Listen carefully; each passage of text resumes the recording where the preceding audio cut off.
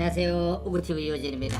오늘 작곡가 앤디정 선생님을 모시고 트롯 창법 연구로 석사 받으신 앤디정 선생님이 임영웅의 매력에 대해서 오늘 좀 분석을 하게 됐는데 저도 좀 기대가 됩니다. 안녕하세요. 예, 안녕하세요. 네. 앤디정입니다. 네. 우리 앤디정 선생님은 저기 대학에서 석사 받으실 때도 아예 그 트롯 창법에 대해서 받으셨잖아요? 예, 그렇습니다. 주로 누구를 쓰신 거예요? 가수로 지금은 전 많은 가수들 예를 들었지만은 네. 이미자 가수를 주로 예를 들었습니다. 그러셨군요. 엘리제 여왕에 대해서. 야, 우리 임영웅님이 조금만 빨리 나왔더라면은 임영웅 갖고 연구할 수도 있었을 예, 텐데. 그렇습니다. 그러네요. 네. 우선은 저도 이제 우리 우구TV가 이제 임영웅 노래를 많이 이렇게 분석하고 얘기를 해주는 한마디로 우리 앤디정 선생님이 들었을 때 임영웅의 노래 어떻습니까? 우선 뭐 임영웅 세 가지로 일단 특징을 좀 보면요. 네. 누구나 네. 다 들어보면 느끼는 네. 아주 보이스가 아주 아름다운 미성을 가지고 있죠. 우선 보이스. 예. 네네. 예, 듣기에 상당히 좀 매력적인 네, 음성을 네. 가지고 있고요. 예. 두 번째는 소프트한 바이브레이션 창법을 구사하고 있다는 겁니다. 그래서 이 소프트한 바이브레이션 창법을 구사하는 사람이 또 많지가 않아요. 그렇습니까? 왜 우리나라에는 저 엘리제 여왕이라는 이미자 가수가 네네. 그런 창법을 구사합니다. 아. 상당히 그 미세한 소프트적인 바이브레이션을 예. 구사하기가 힘든데 아. 임영웅 가수가 바로 이미자 가수의 그 창법을 비슷하다. 예, 제가 볼 때는. 그러니까 소프트한 바이브레이션이라는 거 바이브레이션이 클 수가 있는데 예, 오히려 아주 미세하면서 바이브레이션 들어갔지만 아닌 듯하게. 예, 부드러우면서 상당히 미세한. 네. 예, 그러면서 감동을 줄 수 있는 이러한 창법을 좀 사용하고 있거든요. 네네. 예, 또 세 번째는. 그다음에 네. 세 번째가 이제 그 강약 조절인데요. 예. 우리가 보면 디크센트, 크리센토라고 해서 네. 점점 더 음이 커지는 네. 크리센토, 예. 점점 더 작아지는 컸다가 작아지는 디크센토. 네네. 이 처리를 너무 유연하게 임영웅 가수는 잘하고 있습니다. 또 물론 뭐 가사마다의 강약 부분 너무 잘해주고 있고요. 좀 예를 좀 우리가 이해가 되게 좀 말씀해 주신다면. 그러다 보니까 소프트한 이런 바이브트한 이런 바이브레이션 보면은 네. 예를 들면은 60대 노인 노부부 이야기. 이 노래를 보면 아. 고고히던 그 손으로 넥타이를 메어주던 때 네. 요런 때라든가 메어주던 요럴 때를 네.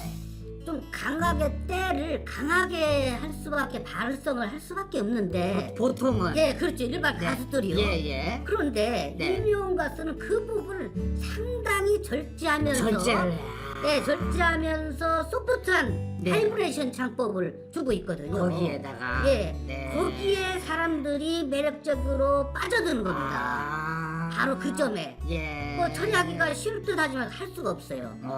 우리가 마치 달리기 100m 달리기 하다가 네. 갑자기 딱 설 수 있는 서면 아주 천천히 갑자기 갈 수 있는 이런 거거든요.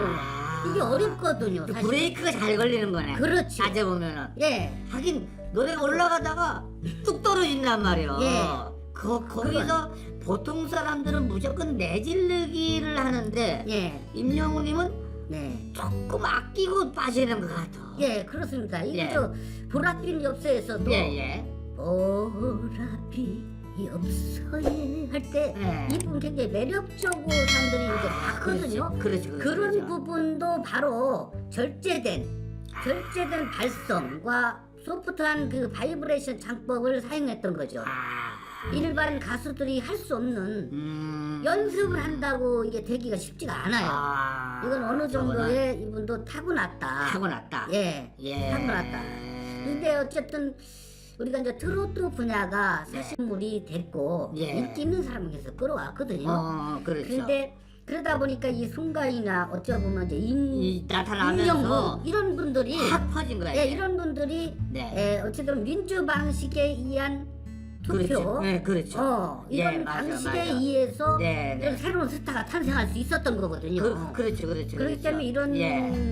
이런 트로트의 네. 경쟁력 있는 활성화, 이런 제도는 상당히 좋은 것이다. 그렇게 예, 보이죠. 예. 인기를 끌 수 없었던 늘 그냥 지하에 남아있을 그렇죠.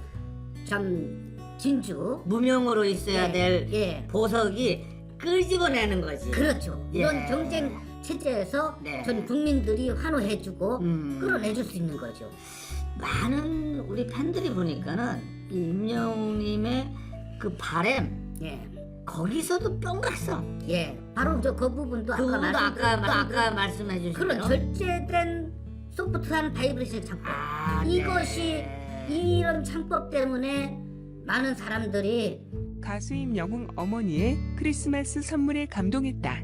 임영웅 22일 자신의 SNS에 감동 또 감동, 엄마 사랑해요라는 글과 함께 비니 모자 사진을 올렸다. 크리스마스와 연말을 맞아 어머니가 임영웅에게 선물한 것으로 보인다. 임영웅은 엄마 말처럼 다가오는 2019년에도 감사한 일들 항상 감사합니다라고 말하고 건강하게 잘 살아봐요라고 화답했다. 최근 임영웅은 SNS 라이브를 통해 올해부터 앨범 녹음을 하기로 했다. 내년엔 팬들을 만나고 싶다며 컴백을 예고한 바 있다. 임영웅 학창시절 은사와 재해. 특별 마스터 임영웅이 학창시절 존경하던 은사님을 참가자로 맞닥뜨리는 충격 재회로 극강의 긴장감을 들이운다.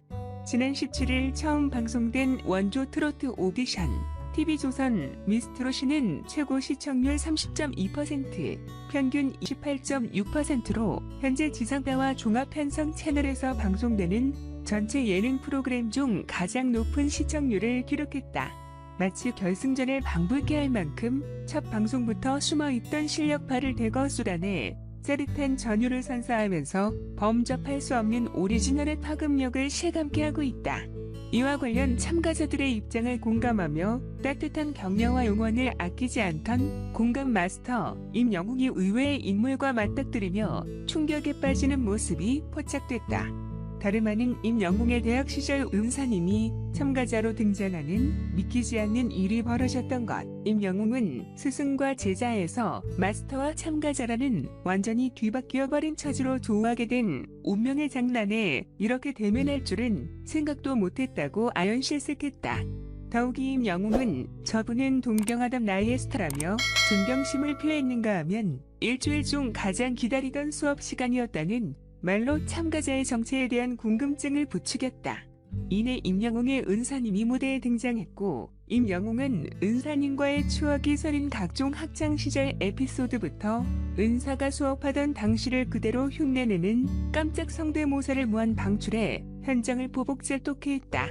이어 무대 위에 전주가 울려 퍼지자 임영웅은 내가 더 긴장된다며 안절부절 못하는 모습으로 스승의 무대를 바라봐야 하는 부담의 무게를 고스란히 드러냈다. 참가자들의 매 무대마다 울고 웃고 춤추는 참가자 맞춤형 리액션으로 무대를 더욱 빛내는 숨은 주역으로 활약한 임영웅이 은사님에게는 과연 어떤 심사평을 전했을지 임영웅의 은사님의 무대 결과는 어떨지 관심을 끌어모으고 있다. 제작 참가자들의 출연 여부가 철저히 비밀리에 유지되다 보니 마스터들 역시 상상 못했던 얼굴과 맞닥뜨리면서 놀라는 경우가 많았다며 트로트 히어로 임영웅을 경악해 만든 은사님의 정체가 2회 전격 공개되니 기대해달라고 전했다. 임영웅 현역 부의 경연에 모두 아는 사람들 벌써 눈물 난다. 임영웅이 형년부의 경연에 걱정을 표현했다. 24일 방송된 TV조선 미스트롯이에서 마스터 오디션이 진행되는 가운데 현 역부회의는 마스터들의 압도적인 관심을 모았다. 미스트롯과 미스터트롯의 우승자 송가인과 임영웅 역시 현 역부회의 출신으로 기대가 큰 만큼 긴장도 2배가 되었다. 임영웅은 다 아는 사람들이라고 언급하며 벌써 눈물이 난다고 걱정했다. 그러나 인형 미모로 시선을 사로잡은 첫 참가자 소유미는 아쉽게 탈락했다.